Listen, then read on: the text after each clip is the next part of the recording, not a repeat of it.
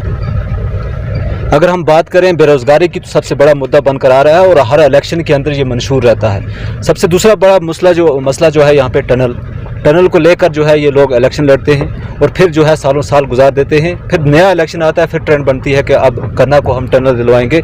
आप एक पार्ट रहे हैं, टनल कोऑर्डिनेशन कमेटी जो 4 साल से यहाँ काम कर रही है, जदोजहद कर रही है, उसका आप हिस्सा रहे हैं। अनएम्प्लॉयमेंट की अगर बात की जाए, टनल की बात की जाए, ये मंशूर रहते हैं हमेशा जो है इनके जो ये पोस्टर लगाते हैं उन पर चिपका रहता है कि हम टनल दिलवाएंगे, हम अनएम्प्लॉयमेंट को दूर करेंगे। ये वादे जो हैं ये कब तक चलते रहेंगे? फैज़ करनाई, मैं आपसे आप पे एक सवालिया निशान लगता है और सवालिया निशान ये है कि आप हमेशा जो है दूसरों को टारगेट बनाते हैं हर चीज़ को लेकर, और सवालिया निशान आज आप पे ये लगता है कि आप ये सब जो है पब्लिसिटी के लिए कर रहे हैं। 3 साल जो है पीडीपी और बीजेपी की सरकार जो है इक़्तिदार में रही, जिसमें हमारे 2 रिप्रेजेंटेटिव, हम बात करें एक एमएलसी रहा और एक एमएलए रहा, जवेद मरचाल और राजा मंजूर खान। हम जब भी सवाल पूछते हैं तो वो कहते हैं हमारी जिंदगी जो है वो खुले किताब की तरह है, कोई भी जो है सवालिया निशान नहीं उठा सकता। आप जानते हैं कि हेलीपैड यहाँ पे बना, आप जानते हैं उनके टेनवर के अंदर ब्रिज बने यहाँ पे, आप जानते हैं कि उनके टेनवर में यहाँ सीआरएफ प्रोजेक्ट अप्रूव हुए, लेकिन फिर भी वो कहते हैं कि हमारी जिंदगी जो है वो खुली किताब की तरह है। इस हवाले से क्या रद्द चाहेंगे आपसे कि आपने जो पॉलिटिकल कैरियर है ये कहाँ से आपने स्टार्ट किया? देखिए ताहिर साहब, मेरा जो पॉलिटिकल कैरियर है वो 2013 से स्टार्ट हुआ है। जब मैं यूनिवर्सिटी में पढ़ रहा था तो मेरे एक दोस्त हैं जाहिद परवाज़ चौधरी, जो एक समाजी कारकुन स्टेट लेवल के हमारे एक ऑर्गेनाइजेशन है उसके प्रेसिडेंट भी हैं। तो उनके साथ मुझे मौका मिला, उन्होंने एक दिन दावत दी मुझे कि आप आ जाइए, हम ये जो है सोशल एक्टिविस्ट हैं बहुत सारे हमारे साथ, तो हम वो लोगों के लिए काम करना चाहते हैं, तो आप आ जाइए, आप ही देखिए, अगर आपका मन करता है तो आप ही हमारे साथ काम कीजिए। तो मैं फ़र्स्ट टाइम उनके साथ चला गया, तो वहाँ मेरी एक मीटिंग हुई, तो तब से जो मेरा ये एक्टिविज़म था वो स्टार्ट हो गया। जब मैं उनके साथ मैंने काम किया कुछ अर्सा, तो मुझे लगा कि नहीं जी, मुझे अब अपने इलाके के लिए भी काम करना चाहिए। तो तब से मैंने शुरू किया अपनी पढ़ाई मुकम्मल करके, उसके बाद मैंने अपना जो पॉलिटिकल कैरियर था वो शुरू कर दिया। एक्टिविज़म में मैं सबसे आगे रहने लगा, और ये नहीं कि मैंने अपनी इलाके में या करना में किया होगा, मैंने स्टेट लेवल पे हर जगह पे एक्टिविज़म किया, क्योंकि हमारी जो एक ऑर्गेनाइजेशन है वो स्टेट लेवल पे काम करती है, तो हम सब उससे जुड़े हुए थे। तो उसके बाद फिर मैंने आहिस्ता अपने इलाके के लिए अपनी आवाज़ उठानी शुरू कर दी, और मुझे यहाँ से लोगों का बड़ा पॉजिटिव रिस्पांस मिला। क्योंकि इस वक्त अगर आप देखें तो यहाँ पे जो यंग जनरेशन है आजकल, तो वो जो अपने लीडर्स हैं उनसे तंग आ चुकी है। जो पुराने लीडर्स थे हमारे इलाके के या दूसरी जगहों पे, तो जम्मू कश्मीर में जैसे आपको पता ही है, जम्मू कश्मीर के कुछ हालात भी ऐसे होते हैं जिनसे बहुत सारे लोग नाराज़ हो जाते हैं। तो उसी नज़र को देखते हुए हमने यहाँ से अपना जो पॉलिटिकल कैरियर शुरू किया था, फिर हमारे साथ लोग जुड़ना शुरू हो गए, तो आहिस्ता ये कारवां बढ़ता गया, और आहिस्ता जो हम काम करते गए, तो आज जहाँ पहुँचे हैं तो अल्हम्दुलिल्लाह मैं कहूँगा कि आज मुझे फ़ख्र होता है कि मैं अपने इलाके का नाम जो है वो रोशन कर सकूँ। कहीं भी जाता हूँ तो मुझे बड़ी खुशी महसूस होती है, या मैं कह सकता हूँ ये बात दिल खोल के कि मैं करना से बिलोंग्स करता हूँ और मैं करना के लोगों के लिए काम करता हूँ। और मुझे खुशी है, ये नहीं कि मैं कहूँगा कि मैं ज़्यादा से ज़्यादा मैं अपने बेनिफिट के लिए काम कर रहा हूँ, नहीं, मुझे इलाके के लिए काम करना है, चाहे वो गरीब हो चाहे वो अमीर हो, मेरे लिए वो सब बराबर हैं। तो इस तरह के जो लीडर्स फिर पैदा होते हैं, वो तो हम मेहनत करते हैं, जो वो लीडर्स पैदा होते हैं, जो लीडर जब पैदा होते हैं तो उनको कौम के लिए काम करना चाहिए, ना कि उनको फिर अपने बेनिफिट ढूंढने चाहिए। जब आप अल्लाह की रज़ा के लिए काम करोगे, जब आप लोगों के लिए काम करोगे, जब अपने इलाके के लिए काम करोगे, तो इंशाल्लाह मैं कहूँगा कि जो तरक्की है वो दिन ब दिन अपनी होती रहती है, और हम लोग जो हैं उस स्टेज पे पहुँच जाते हैं जहाँ पे अल्लाह पहुँचाना चाहता है हमें। हमारी मेहनत जो रंग लाती है। साहब, मैं यहाँ से आपको ये पूछना चाहूँगा, आपको मैंने कई बार प्रोटेस्ट के अंदर देखा, आपको कई बार जो है मैंने लड़ते हुए देखा इन लोगों के लिए करना, कि खास तौर पर प्रेस कॉलोनी में कई बार आपने एहतजाज किया कई इशू को लेकर। आज की जो पॉलिटिक्स की बात की जाए, कोई भी इंसान उठता है और पॉलिटिकल कैरियर अपना स्टार्ट कर देता है, अपने आप को नेता मानना स्टार्ट कर देता है। संगठन के बाद इतनी जो है मशक्क़तों के बाद आप 8 साल आपने, कम से कम मुझे लगता है 10 साल आपको हो चुके हैं, लेकिन आप आज भी आप उस काबिल नहीं बने हैं कि आप रिप्रेजेंट कर सकें अपनी कॉन्स्टिट्यूंसी को, या उस तरह से आप जो है एतमाद बहाल सकें। लेकिन वो लोग जो कल उठकर आज अपने आप को पॉलिटिकल लीडर मानते हैं, उस हवाले से क्या आप करें? देखिए, असल में क्या होता है, जब आप कोई काम करते हो तो आपको काम में आहिस्ता आहिस्ता जो स्टेप बाय स्टेप होता है, एक प्रोसेस होता है, उससे काम करना है। ये नहीं कि कुछ लोग ऐसे आ जाते हैं, आजकल आप देख रहे हैं करना की मैं बात करूँगा, क्योंकि यहाँ पे जो 40 साल सर्विस करके, गवर्नमेंट सर्विस करके वो घर में आते हैं तो उनको कोई और चीज़ नहीं मिलती, तो वो चले जाते हैं जी हमें पॉलिटिक्स करनी है। तो आप यकीन मानिए, आप अब ये कैसे कहेंगे कि ये लोग जो हैं, जो लोग अपना 40 साल जो है वो अपनी नौकरी करते हैं, पैसे कमाते, अच्छे खासे पैसे कमाते हैं, जब वो रिटायर हो जाते हैं तो वो तब आके बोझ बन के हमारे सरों पे बैठ जाते हैं, और वो ये तब कहने लगते हैं कि नहीं जी हमने तो अब करना है, क्योंकि उनको गवर्नमेंट ने 60 साल एक क्राइटेरिया इसलिए रखा हुआ है कि तब वो लोग उसके बाद काम करने के लायक नहीं रहते। तो वो लोग जो है फिर करना में आ जाते हैं जी हम पॉलिटिक्स करेंगे। तो मुझे हैरानगी होती है उन लोगों को देख के कि आप कौन सी पॉलिटिक्स करोगे, जब आपने 60 साल में अपनी कम्युनिटी के लिए, अपने इलाके के लिए कुछ काम नहीं कर पाए, सिर्फ अपने लिए, अपने बेनिफिट के लिए आपने काम किया, तो तब आज आप 60 साल के बाद क्या करना चाहते हो? ये सोच से परे है कि इन लोगों को इस तरह के जो आके यहाँ पे उन लोगों के लिए काम करने के बजाय वो ऐसी बातें करते हैं। उनको आना चाहिए, अगर इस टाइम पे आते हैं उनको लोगों की मदद करनी चाहिए, ना कि वो उस तरफ पॉलिटिकल की तरफ भागते हैं, सोचते हैं हमें वहाँ पे थोड़ा नाम और शोहरत मिलनी चाहिए। तब आपने अगर 60 साल में या 40 साल की सर्विस में काम किया होता तो आपको वहाँ से शोहरत मिलती, तो तब तो लोग आपको आसानी से वहाँ पे आके यहाँ पे उठा के ले जाते। लेकिन उस चीज़ को इन्होंने बड़ा नज़रअंदाज किया हुआ है। रही मेरी बात, तो मैंने 10-12 साल हो गए काम करते हुए। मैं कोशिश कर रहा हूँ, मैं ये नहीं कहूँगा कि मैं आज आसमान पे पहुँच गया हूँ या मैं ऐसा लीडर बन गया हूँ कि मैं कन्ना को पूरी को रिप्रेजेंट कर सकता हूँ, नहीं। मैं कोशिश कर रहा हूँ, मेहनत कर रहा हूँ, काम कर रहा हूँ लोगों के।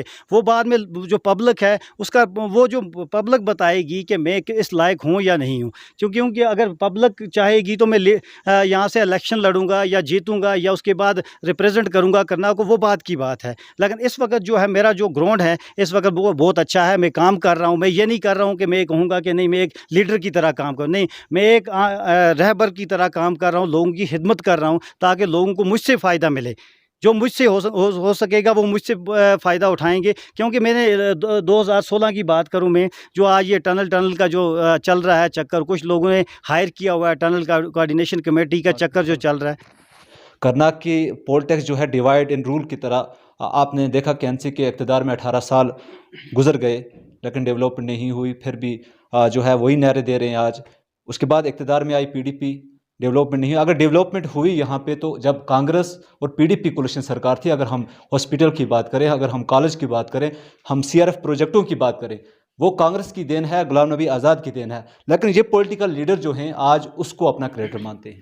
देखिए, जहाँ तक मैं एनसी के 18 साल की बात करूँगा, तो 18 साल का रिकॉर्ड जो है वो पब्लिक सब जानती है कि वहाँ 18 सालों में क्या हुआ है।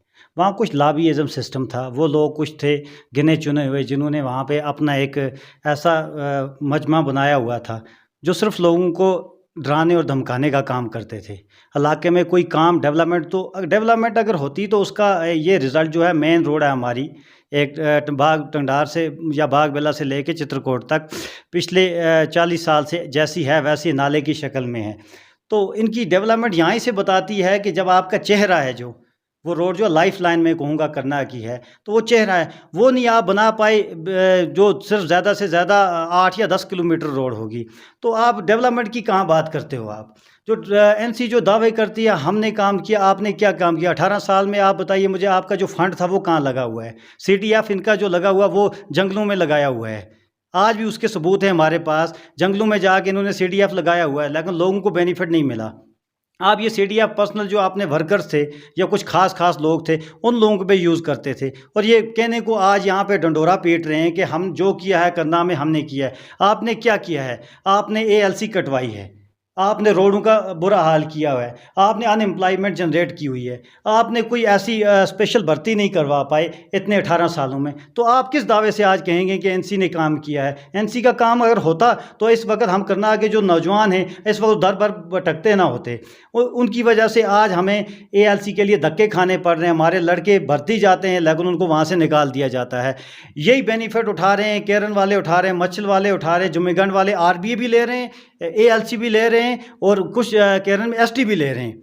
वहाँ पे उनको 3 कैटेगरियाँ मिल रही हैं। करना वालों को क्या मिल रहा है इनकी वजह से? इन्होंने सिर्फ करना में एक शोशा फैलाया हुआ था। मैं आपको कहूँगा कि एसटी के नाम पे इन्होंने लोगों को बेवकूफ़ बनाया पिछले 18 साल में, जब तक एनसी की सरकार थी। हम एसटी ला रहे हैं, हम दिल्ली जा रहे हैं, हम फलानी जगह जा रहे हैं, हम ये कर रहे हैं, हम वो कर रहे हैं, लेकिन वो एसटी कहाँ है मैं कहूँगा। अगर आपको एसटी चाहिए थी, आपने रीजनल बेसिस पे क्यों नहीं ली वहाँ पे? जैसे ग्रेस को रीजनल बेसिस पे है, तो आज आप करना को भी रीजनल बेसिस पे एसटी दिलवा सकते थे। आपने वहाँ पे एएलसी काट दी, हाल ही आरबीए रख दिया। अब आरबीए आप उसके बाद पीएसपी का जो चक्कर चल रहा है आजकल, पीएसपी में भी क्राइटेरिया बाद लगा दिया आपने, वहाँ पे भी वो जो ज़्यादा लोग हैं वो तो उसका बेनिफिट ले ही नहीं सकते। तो आप लोगों को ये बेवकूफ़ बनाना बंद कर दीजिए। आपने 18 साल खाए, आपने जो लोगों का यहाँ पे खून पसीना खाना था वो आपने खाया, क्योंकि आपने जितने पैसे वहाँ से लूटने थे वो लूट लिए। आपके वो आप देखिए वहाँ पे इनके जो वर्कर्स थे या दूसरे तीसरे थे, वो उनके पास इतनी प्रॉपर्टी है कि इतनी यहाँ पे जो एक आईएएस ऑफिसर के एस ऑफिसर वगैरह हैं जो बड़े बड़े बिल्डर्स हैं, उनके पास भी नहीं। वो कहाँ से आई है? करनाल की तो इन्होंने करनाल के तो पैसा लूटा हुआ है। तो उसके बाद हॉस्पिटल की मैं आपको बात करूंगा, ज़रूरी कहना चाहूँगा, क्योंकि ये उस टाइम पे बनी है। एनसी बोलती है क्रेडिट हम लेना चाहते हैं जी, हमने बनवाई है। आप मुझे बताइए आपने क्या बनवाया? आपने एसडीएच का बेड़ा गर्क करके रखा हुआ है। वो तो गुलाम नबी आज़ाद साहब के उन्होंने बिल्डिंग सेंक्शन करवाई थी जब वो यूनियन हेल्थ मिनिस्टर भी थे। उस टाइम पे भी ये हुआ था। उसके बाद वो चीफ मिनिस्टर बने तो ये हॉस्पिटल हमारा उस टाइम पे बना। लेकिन हॉस्पिटल में भी आपने उन लोगों को वहाँ पे ठेकेदार जो थे उनके साथ मिलके भी आप लोगों ने क्या करवाया? वहाँ पे जो मटेरियल लगवाया है वो उस मटेरियल की वजह से हॉस्पिटल में जगह जगह पे क्रैक्स पड़े हुए हैं। उसके लिए कमेटी का ये नहीं पता चला कि वो कमेटी कहाँ गई, वो कमेटी कब आई थी, फिर उसके बाद इन्होंने उनको पैसे दिए, क्या किया क्या नहीं किया। लेकिन उसके बाद उसकी तहकीकात जो थी वो बंद होगी। हॉस्पिटल की आज भी हालत अगर देखने को मिलती है तो आज देखिए जो पीआईसी है वहाँ मैंने देखा है, बाकी अदर डिस्ट्रिक्ट में या स्टेट हमारी में पीआईसी जो होते हैं छोटे छोटे, वो हमारी एसडीएच हॉस्पिटल से पीआईसी उनके बेहतर हैं। तो क्या आप मुझे बताइए आपने 18 सालों में क्या किया? 18 सालों में अगर आपने किया होता तो आज हमें हॉस्पिटल के सामने नारे नहीं लगाने पड़ते, वहाँ पे जाके हमें प्रोटेस्ट नहीं करने पड़ते। आज हमारे जो पेशेंट्स हैं वो नहीं रास्ते में नहीं मरते। अगर आपने किया होता, हॉस्पिटल हमारे लिए मॉडर्न हॉस्पिटल बनाया होता, आपने वहाँ पे फैसिलिटी प्रोवाइड की होती, आपने वहाँ मशीनरीज लगवाई होती, तो हमारी करनाल की जो गरीब अवाम दर बदर भटकती नहीं होती। आज वो जाके स्टेट में किसी डिस्ट्रिक्ट में हॉस्पिटलों में पड़े हुए हैं, कोई बारामूला में पड़े हुए हैं, कोई कहाँ पे पड़े हुए हैं इलाज के लिए। उनके पास इतने इनकम सोर्स तो है नहीं है वो यहाँ से जाके वहाँ पे हॉस्पिटलों में अपना इलाज करवाएंगे। मामूली सा मसला हो जाता है तो उसके लिए भी श्रीनगर जाना पड़ता है। तो ये आपका जो चिट्ठा है पिछले 18 साल का वो तो सामने है। हमेशा के 3 साल जो है पीडीपी और बीजेपी की सरकार जो है इक़्तिदार में रही, जिसमें हमारे 2 रिप्रेजेंटेटिव, हम बात करें एक एमएलसी रहा और एक एमएलए रहा, जवेद मरचाल और राजा मंजूर खान। हम जब भी सवाल पूछते हैं तो वो कहते हैं हमारी ज़िंदगी जो है वो खुले किताब की तरह है, कोई भी जो है सवालिया निशान नहीं उठा सकता।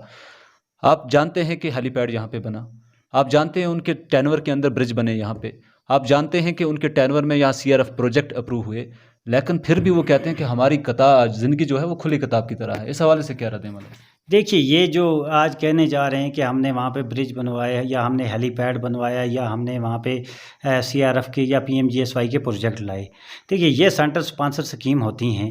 ये हर इलाके के लिए मखसूस रखी जाती हैं गवर्नमेंट की तरफ से कि किस इलाके में कितनी रोड्स देनी है या कितनी वहाँ पे कौन कौन सी रोड बनानी है। उसमें शक नहीं है, ये यहाँ से अपना जो है प्रोजेक्ट भेजते हैं। लेकिन ये कौन सा क्रेडिट लेना चाहते हैं कि हमने वहाँ पे, आपने देखिए इन्होंने हेलीपैड बनाया अपने पीरियड में, वहाँ कुछ लोग इन्हीं के खास थे जो काम कर रहे थे। वहाँ के लोकल्स देखिए हाजीनार के जो लोग थे उन्होंने 10 रुपये की उनको मजदूरी नहीं मिली। आज वो हेलीपैड में वहाँ कुत्ते घूम रहे हैं, वहाँ पे वो सिर्फ गौशाला जैसे वो वहाँ बैल बकरियाँ कुत्ते और वहाँ आवारगी की तरह वो नाले पे पड़ा हुआ है। वो लोगों के पास ज़मीन थी, लोग उससे फिर फसल हासिल करते थे।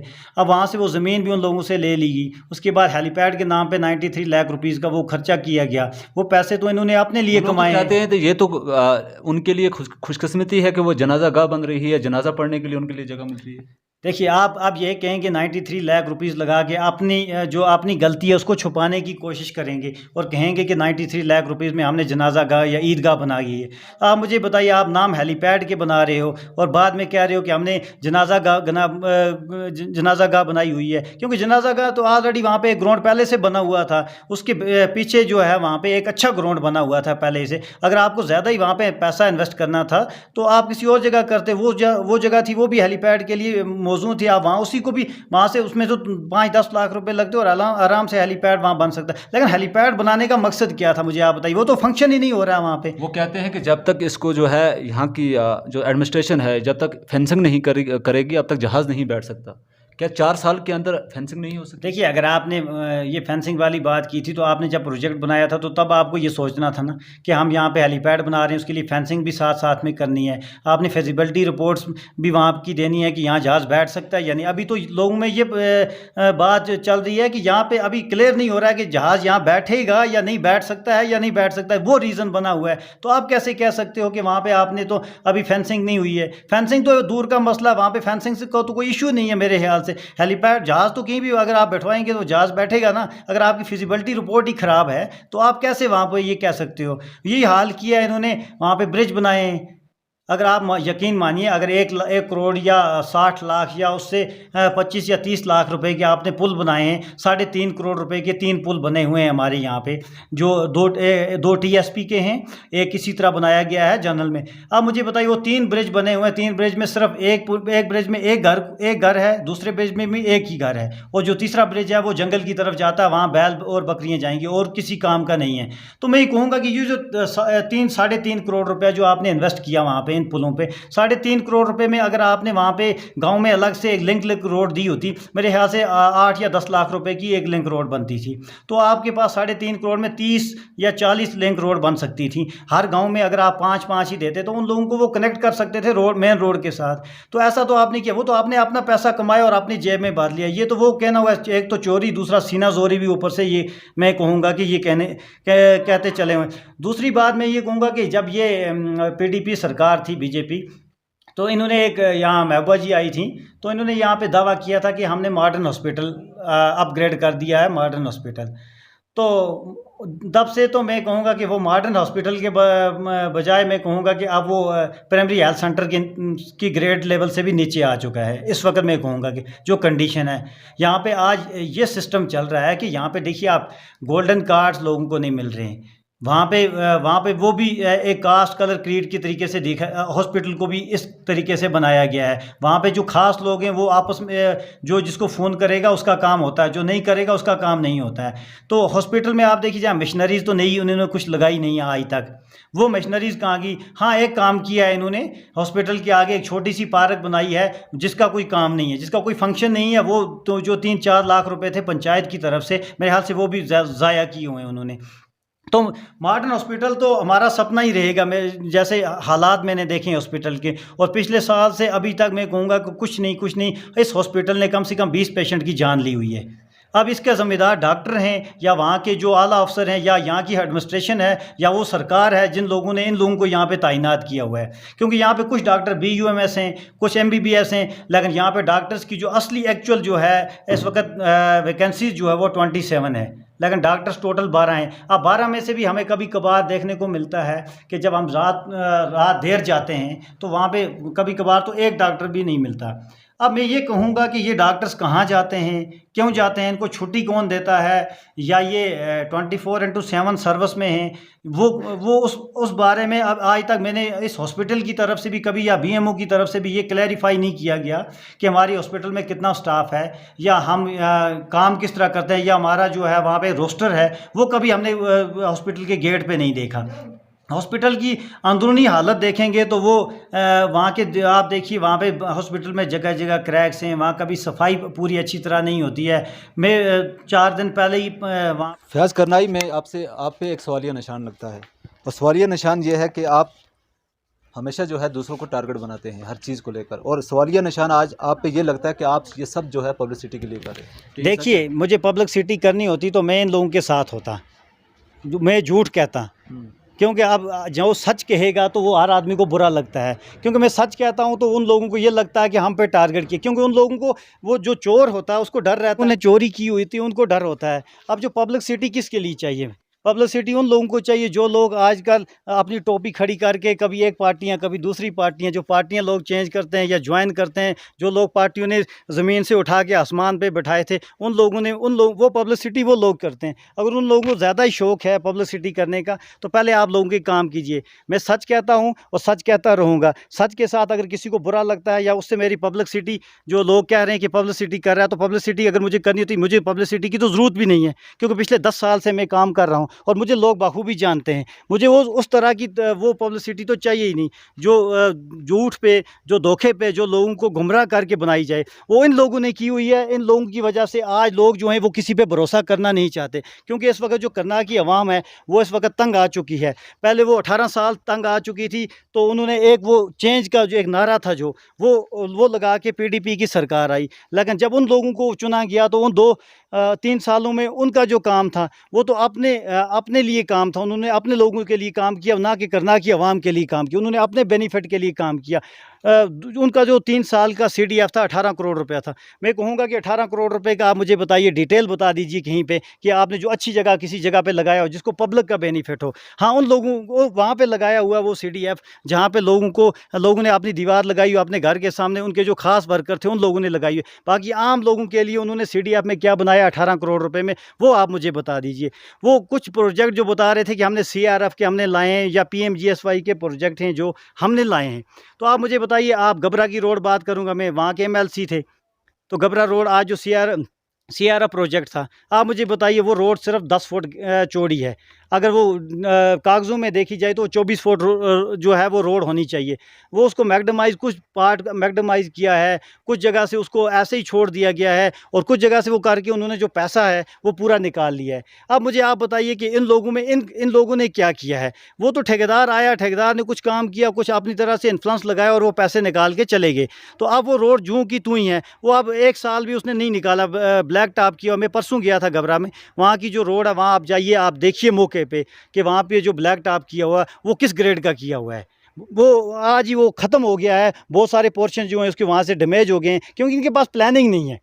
लीडर्स तो कोई भी बन जाता है। आपको ये नहीं पता आपका विजन क्या है, आपका मिशन क्या है, आपने इलाके को, आपकी जो टोपोग्राफी है इलाके की वो क्या है, आपने लोगों के लिए जो प्रायोरिटी बेसिस पे काम करने हैं वो कौन से करने हैं। हाँ, इन्होंने एक काम करना है, कुछ वर्कर चुने उनको CDF दे दो, वो इनके जय जयकार करेंगे और वही काम वो दिखाने की आगे जाके कोशिश करते हैं। और दूसरा काम है पार्टियाँ चेंज करना, क्योंकि वो उनका इन लोगों की करना में प्रायोरिटी बेसिस रही। उन्होंने लोगों के लिए पार्टियाँ नहीं चेंज की हैं, उन्होंने अपने बेनिफिट के लिए पार्टियाँ चेंज की। उन्होंने सोचा था कि शायद 5 अगस्त के बाद शायद हम रातों रात मिनिस्टर या कौंसल कुछ भी है वो हम रातों रात बन जाएंगे, तो हम मज़े ले लेंगे। लेकिन ये उन्होंने नहीं सोचा कि वहाँ पे उस टाइम आवाम के साथ क्या हो रहा था। आवाम परेशान थी, आवाम को उस टाइम पे सहारा देने की ज़रूरत थी, लेकिन वो चीज़ें इन लोगों के बीच में है ही नहीं है। अब ये दूसरों पे जब इल्ज़ाम लगाते हैं कि नहीं जी हमने सब कुछ किया है, तो बड़ी शर्म की बात आती है कि इन लोगों को शर्म आनी चाहिए। इस तरह के ये जो एक खोखले दावे किए जाते हैं कि हमने कुछ किया है। आपने क्या किया? आप देखिए गवर्नर राज है 2 साल से,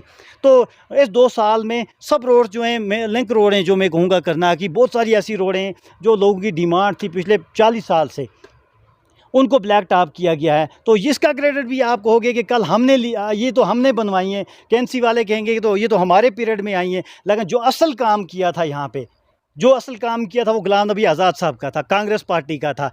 जो कंट्रीब्यूशन है करनाल के लिए कांग्रेस पार्टी का, आप देखिए डिग्री कॉलेज है जो हमारा एक इंस्टीट्यूशन है, जो हमारा ताज है करनाल का, तो वो किसने बनाया है। हॉस्पिटल जब सेंक्शन करवाया तो वो किसने बनाया। प्राइमरी हेल्थ सेंटर जो करनाल में 7 बने उस टाइम पे, वो किसने बनवाए? इन लोगों ने बनवाए हैं। इन लोगों ने तो उन प्राइमरी हेल्थ सेंटर की या SDH की या कॉलेज की, उन लोगों पे इन्होंने सियासत करके उन लोगों का जो इंफ्रास्ट्रक्चर था वो पूरा ख़राब किया। आप कॉलेज की बात करूँगा, मैं आपको कहूँगा, मुझे बड़ा अफसोस होता है और मुझे बहुत दुख होता है वहाँ से जब मैं कॉलेज के पास से जब भी गुजरता हूँ। आप देखिए एक बिल्डिंग बनी हुई है, आलीशान बिल्डिंग बनी हुई है, लेकिन एक गेट बना हुआ है, लेकिन चारों तरफ हैरानगी होती है इस चीज़ को देख के, वहाँ वीरान पड़ा हुआ है सारा।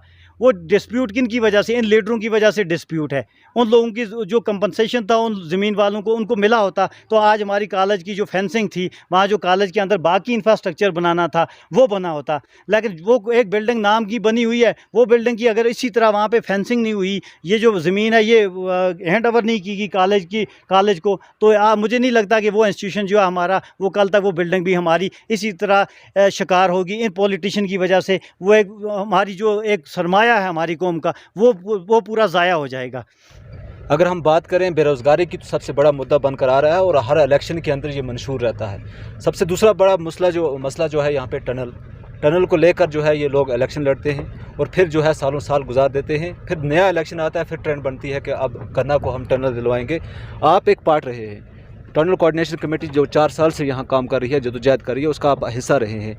अनएम्प्लॉयमेंट की अगर बात की जाए, टनल की बात की जाए, ये मंशूर रहते हैं हमेशा, जो है इनके जो ये पोस्टर लगाते हैं उन पर चिपका रहता है कि हम टनल दिलवाएंगे, हम अनएम्प्लॉयमेंट को दूर करेंगे। ये वादे जो हैं ये कब तक चलते रहेंगे, ये क्या है? देखिए, मैं कहूँगा टनल कोऑर्डिनेशन कमेटी जो थी 2018 में बनी हुई थी, तो आप मेरा पिछला रिकॉर्ड देख लीजिएगा। 2016 में भी हमने प्रेस कॉलोनी में, करनाल का पहला आदमी हूँ जो जाके वहाँ पे प्रेस कॉलोनी में टनल के लिए प्रोटेस्ट किया हुआ था। वो आज भी आप चेक कर सकते हैं। और उसके बाद जो कोऑर्डिनेशन कमेटी जब बनी तो उसके साथ मैंने लगातार काम किया, आज भी अपना तावन दे रहा हूँ। अच्छी बात, आप कोऑर्डिनेशन कमेटी बनाई, आपने तावन किया, लेकिन कुछ जो पॉलिटिकल हमारे लीडर्स थे, तो मुझे याद है जब हम 18 और 19 के बीच में प्रोटेस्ट कर रहे थे, तो उन दिनों हमें वहाँ पर लोगों की ज़्यादा ज़रूरत थी, भीड़ जमा करने की ज़्यादा ज़रूरत थी, क्योंकि हमारी जो बात है सेंट्रल गवर्नमेंट तक पहुँचाने की।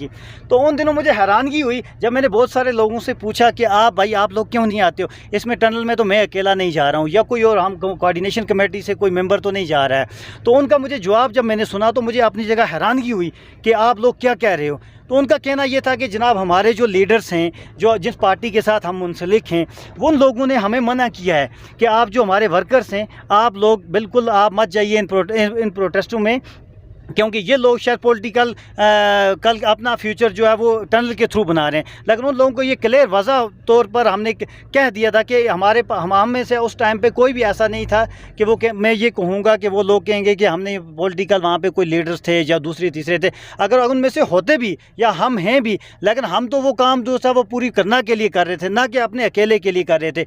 तो वो वर्कर, उन लोगों के जो माइंड थे, देखिए आप माइंड सेट क्या बनाया हुआ है करनाल में वहाँ पर उन लोगों को, वर्करों के, कि वो लोग ये बात कहने को मजबूर हैं कि तो हमारे लीडर्स ने मना किया हुआ है, हम इसलिए वहाँ पे आ नहीं सकते। अनएम्प्लॉयमेंट आप देखिए, डीजी भर्ती गुलाम नबी आज़ाद साहब जब थे तब हुई है।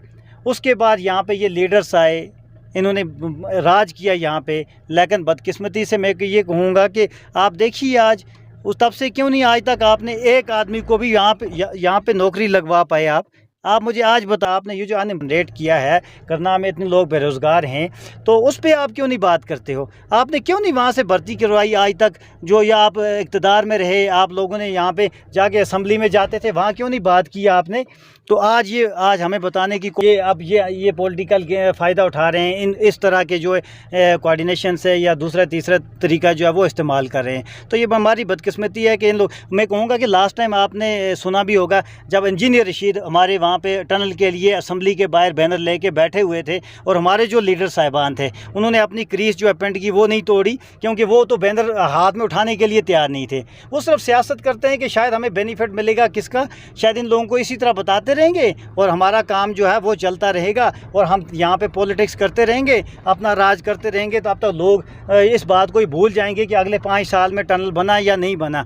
तो टनल हमारे लिए जो है शेर आ गया। अगर हमारा टनल यहाँ बन जाता है करनाल के लिए, तो उसके लिए हमारा अगर खून का कतरा भी लगेगा तो हम देने को तैयार हैं।